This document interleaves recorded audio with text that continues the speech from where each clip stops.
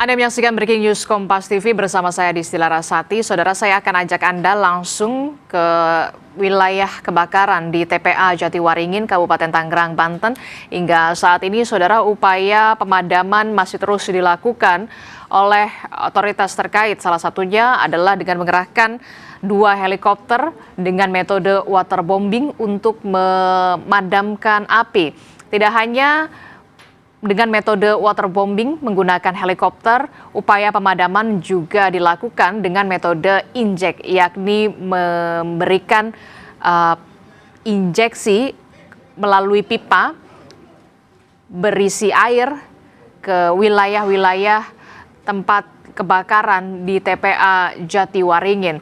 Sementara itu, saudara, kalau kita melihat Badan Nasional Penanggulangan Bencana atau BNPB menargetkan pemadaman kebakaran tempat pembuangan akhir TPA Jatiwaringin ini bisa selesai pada pekan ini. Ada 2 helikopter yang sudah dikerahkan oleh BNPB untuk melakukan upaya pemadaman api dengan metode waterbombing, saudara. Sementara itu, setiap harinya upaya pemadaman masih terus dilakukan secara optimal dan ditargetkan akan selesai pada pekan ini. 15 kepala keluarga sudah dievakuasi, sementara warga terdampak dari kebakaran TPA Jatiwaringin sudah mulai mengeluhkan menderita ISPA. Bagi warga terdampak kebakaran TPA Jatiwaringin sudah dicek kesehatannya. Dan sampai saat ini, saudara, masih ada 15 kepala keluarga yang terpaksa harus dievakuasi. Dan yang Anda saksikan ini adalah helikopter yang membawa air dalam metode waterbombing untuk melakukan upaya pemadaman di lokasi kebakaran di TPA Jatiwaringin, saudara. Ada beberapa kesulitan atau kendala yang dihadapi dalam upaya pemadaman kebakaran di TPA Jatiwaringin. Salah satunya adalah angin yang cukup kencang dan juga cuaca yang panas. Inilah yang kemudian menyulitkan api sulit dipadamkan, termasuk juga asap yang masih mengepul dengan cukup tebal, tidak hanya di permukaan tapi juga sampai ke dasar dari sampah-sampah yang terbakar di TPA Jatiwaringin, saudara. BNPB juga mengingatkan pemerintah daerah untuk waspada akan terjadinya kebakaran yang serupa. Ini menjadi pengingat tentu saja bagi wilayah-wilayah tempat pembuangan akhir sampah, tidak hanya di Jatiwaringin, tapi hampir di seluruh wilayah di Indonesia, karena saat ini tengah memasuki musim kemarau. Kita saksikan bersama, saudara, 2 helikopter waterbombing dikerahkan untuk mempercepat proses pemadaman api di TPA Jatiwaringin. Di permukaan, saudara, kita lihat memang sudah tidak ada lagi terlihat adanya kobaran api. Namun kemudian yang jadi permasalahan adalah petugas menyebut api ini masih ada kemungkinan berada di atau menyala di tumpukan sampah di bagian dalam. Inilah yang kemudian menyulitkan petugas untuk melakukan pemadaman karena banyaknya sampah plastik yang menumpuk di TPA Jatiwaringin. Metode waterbombing dilakukan melalui udara. Sementara untuk di darat, selain penyemprotan di permukaan, metode injek dengan memasukkan pipa berisi air ini juga dilakukan untuk bisa menjangkau titik api yang kemungkinan masih menyala di dalam tumpukan sampah di wilayah TPA Jatiwaringin, Kabupaten Tangerang, Banten. Kalau Anda bisa saksikan, ada 1 titik api, beberapa titik api, ada 1, 2, bahkan 3 terlihat di layar televisi Anda. Ini adalah titik api yang masih menyala di dalam tumpukan sampah. Walaupun di beberapa titik-titik ini, kalau kita lihat lokasi kebakaran ini sudah tidak ada lagi api yang masih berkobar di permukaan, tapi yang menjadi PR selanjutnya adalah bagaimana petugas bisa menjangkau untuk memadamkan api di titik api yang masih menyala di dalam tumpukan sampah. Apalagi saat ini tengah musim kemarau, angin juga berhembus sangat kencang. Inilah yang kemudian juga menjadi tantangan tersendiri bagi petugas pemadam kebakaran dan juga BNPB untuk melakukan upaya pemadaman kebakaran yang optimal. Sejak peristiwa kebakaran yang terjadi di TPA Jatiwaringin beberapa hari yang lalu, saudara, sudah ada 15 kepala keluarga yang dievakuasi.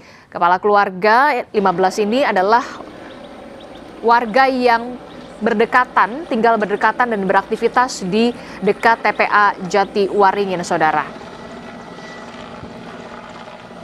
Kita akan lihat dan juga amati bagaimana situasi dan juga kondisi di lapangan, dan kita akan tanyakan kepada jurnalis Kompas TV. Sudah ada Niputu Trisnanda yang sudah bersiap bersama dengan juru kamera Andika Pratama di lokasi tempat kebakaran di TPA Jatiwaringin, tepatnya di Kabupaten Tangerang, Banten. Selamat pagi, Putu.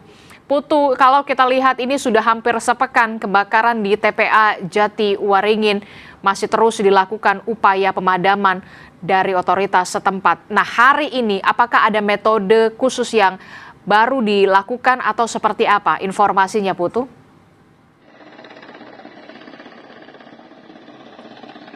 Putu. Ya, selamat pagi Adisti dan juga saudara. Seperti visual yang Anda saksikan saat ini, ada dua cara yang kemudian dilakukan, baik itu dari BNPB, kemudian dari pemadam kebakaran, kemudian juga dari tim Agni Mandala yang kemudian melakukan berbagai macam upaya begitu ya untuk kemudian memadamkan titik-titik api yang sampai dengan pagi hari ini memasuki pukul 8:39 waktu Indonesia bagian Barat ini masih menyala. Dan di beberapa titik bahkan bukan hanya asap saja yang terlihat, tapi juga masih terlihat ada kobaran api kecil begitu. Sehingga cara pertama yang kemudian dilakukan ini adalah dengan menggunakan selang bagi titik-titik yang memang masih bisa terjangkau. Kalau kita bicara soal area yang terbakar sebetulnya Adisti dan juga saudara, ini memang ada perluasan di mana pada awal titik kebakaran ini hanya di area sekitar 2 hektar. Kini titiknya ini meluas sampai dengan 5 hektar dan ini tersebar ada yang di area barat, timur, kemudian juga di area selatan. Nah, karena titiknya ini beragam, kemudian juga ada di titik-titik yang tidak bisa diakses oleh tim pemadam dari jalur darat, maka BNPB ini menggunakan atau mengerahkan 2 helikopter seperti visual yang Anda saksikan saat ini. Ini fungsinya adalah mengambil air dari sumber air, kemudian menggunakan metode waterbombing, yaitu mengeluarkan air dari udara kemudian dijatuhkan di titik-titik yang memang masih terpantau merupakan titik api begitu.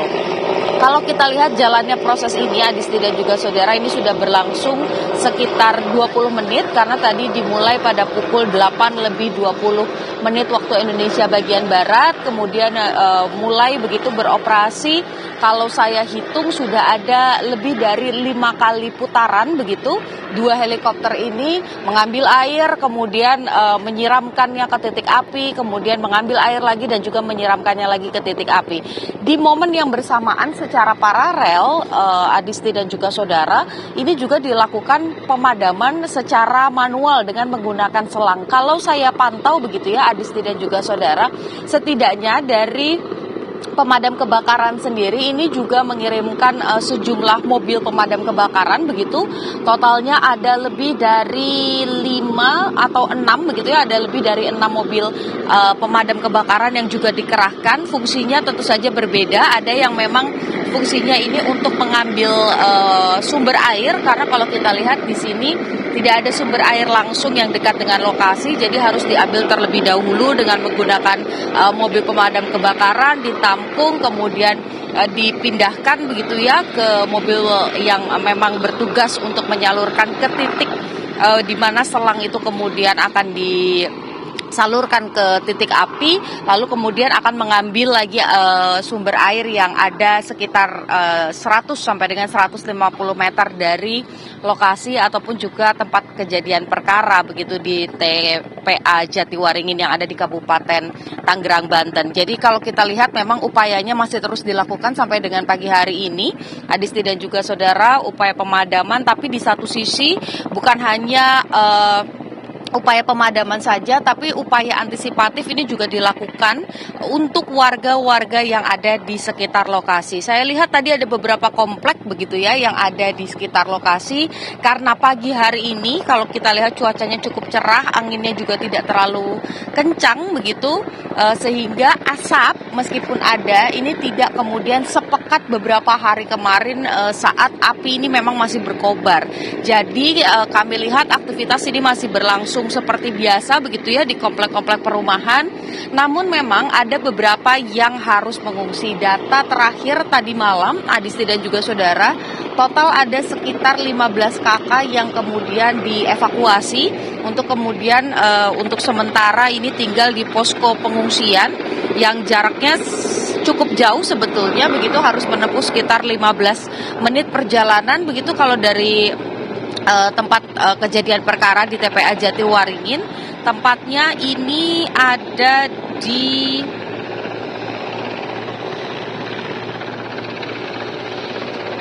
kantor kepala desa Tanjakan Mekar. Nah, itu yang kemudian menjadi posko pengungsian begitu ya, Adisti dan juga saudara. Sementara secara paralel upaya untuk kemudian memadamkan api ini masih terus berjalan, Adisti. Oke, upaya pemadaman masih terus dilakukan tidak hanya di darat tapi juga melalui udara dengan menggunakan helikopter. Ada 2 helikopter dengan metode waterbombing. Terakhir, saya ingin bertanya lagi, Putu, soal penanganan pengungsi yang terdampak kebakaran. Ini kan banyak juga yang sudah mulai mengeluhkan menderita ISPA di sana. Bagaimana? Apakah ada petugas medis yang juga berkeliling ke rumah warga untuk mengecek kondisi mereka, termasuk juga pembagian masker secara gratis yang dilakukan oleh pemerintah daerah setempat bagi warga yang masih bisa beraktivitas di dekat TPA Jatiwaringin? Putu.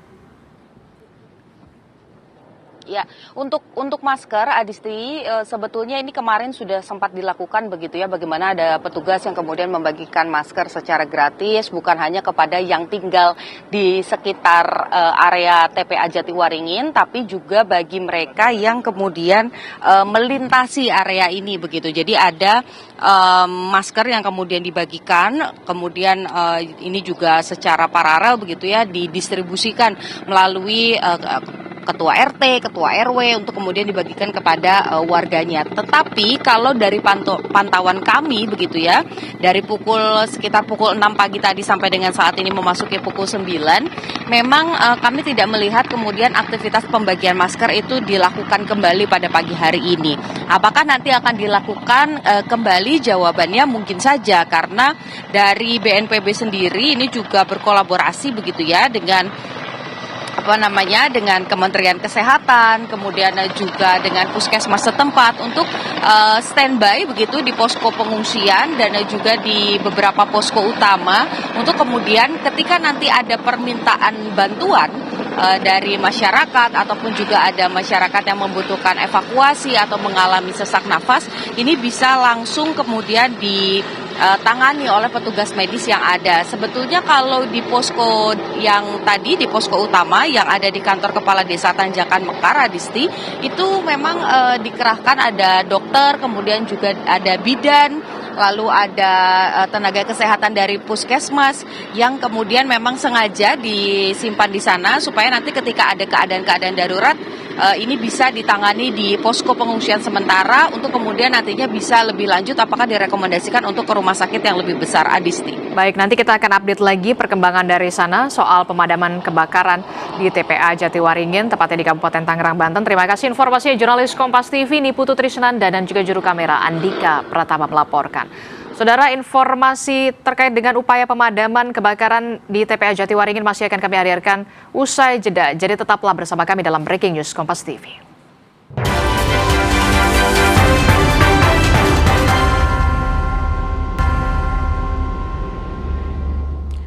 Terima kasih Anda masih bersama kami dalam Breaking News Kompas TV. Saudara, kami akan memperlihatkan kepada Anda bagaimana visual melalui pantauan udara terkait dengan upaya pemadaman di TPA Jatiwaringin, Kabupaten Tangerang, Banten, yang kalau kita lihat sudah hampir 1 pekan lamanya upaya pemadaman masih terus dilakukan dengan mengerahkan 2 helikopter setiap harinya dengan metode waterbombing melalui udara dan juga melalui darat untuk bisa melakukan upaya pemadaman di titik-titik api yang masih menyala di bawah tumpukan sampah di TPA Jatiwaringin. 15 kepala keluarga sudah dievakuasi dan sementara itu Puskesmas setempat sudah melakukan pemeriksaan atau memeriksa kesehatan terhadap warga terdampak yang sudah mulai mengeluhkan menderita ISPA, saudara.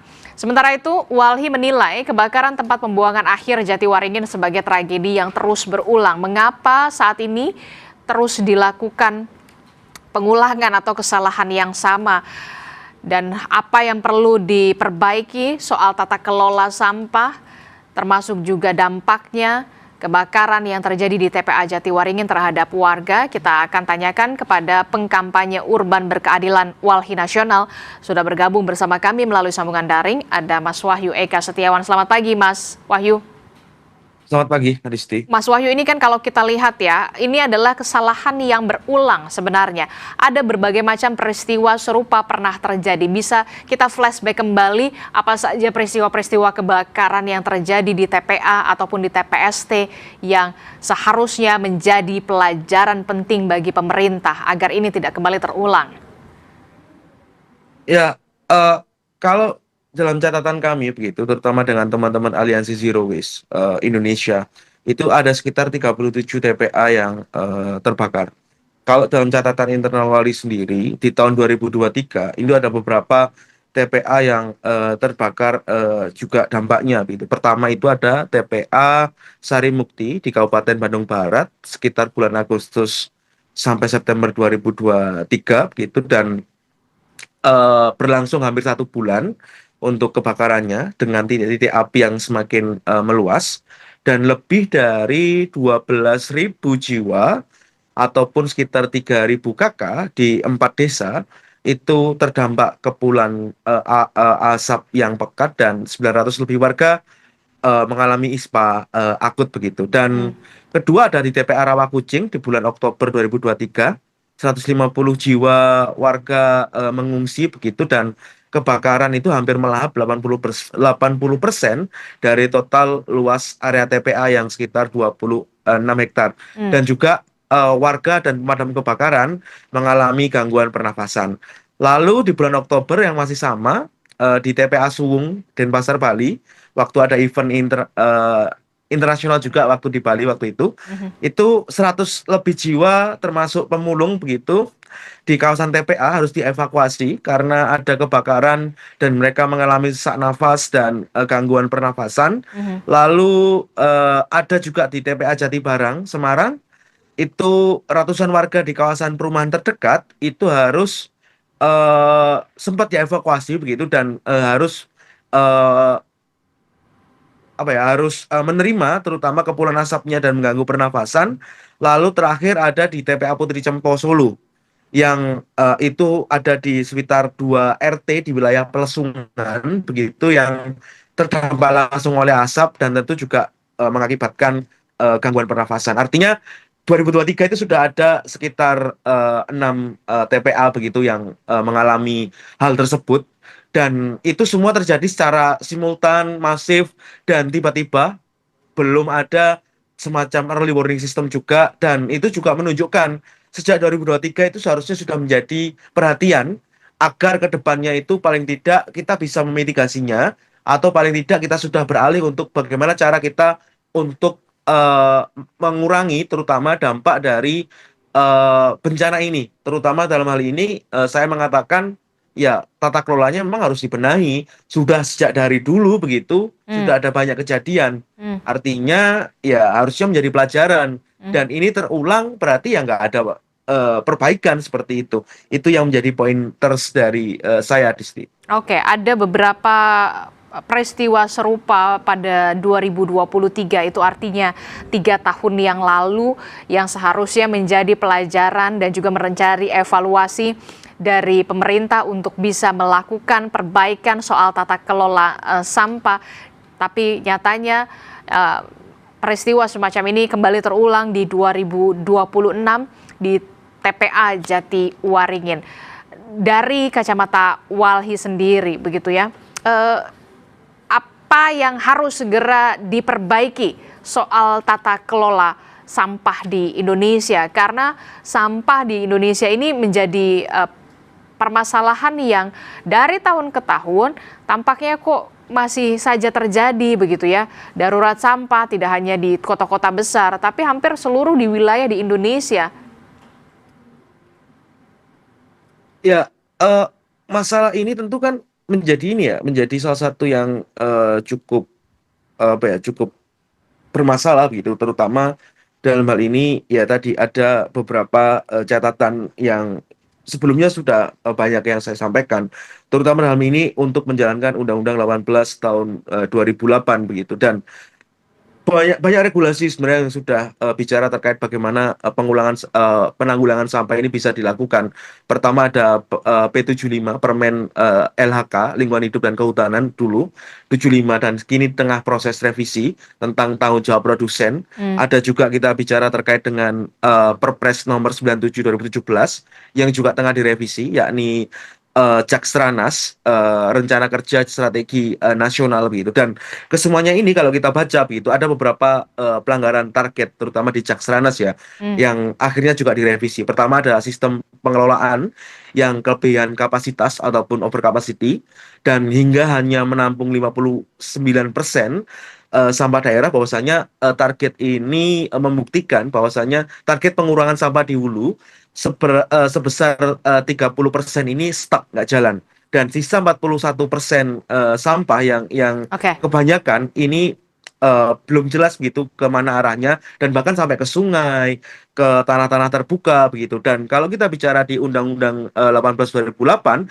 ya ada pasal 19 dan pasal 22, terutama regulasi yang mewajibkan adanya pemilahan, pengumpulan dan pengangkutan dan pengolahan hingga sampai di akhir itu belum dijalankan benar-benar, sehingga kita kalau ke TPA pasti kita akan ketemu logam, kita akan ketemu ban dan lain-lainnya, dan itu tercampur. Nah, ketika ini terbakar begitu, dia akan menjadi lapisan atas yang luas begitu, lapisan atasnya, di bawahnya campur organik, dia menghasilkan metana. Ketika disiram air maka akan mengeras, dan yang padam hanya atasnya saja, tapi asap masih mengepul. Nah, itulah yang berbahaya dari kebakaran TPA seperti itu. Oke, terakhir singkat saja, dampak dari kebakaran yang terjadi di TPA Jatiwaringin terhadap warga, termasuk juga terhadap perubahan iklim.